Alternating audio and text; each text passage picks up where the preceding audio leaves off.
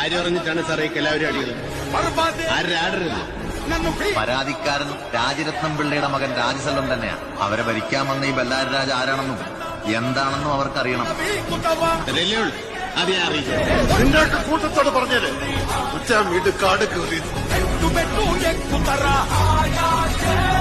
അപ്പൊ താൻ കുറെ നാളിവിടെ ഉണ്ടാകും. ഉണ്ടാക്കും.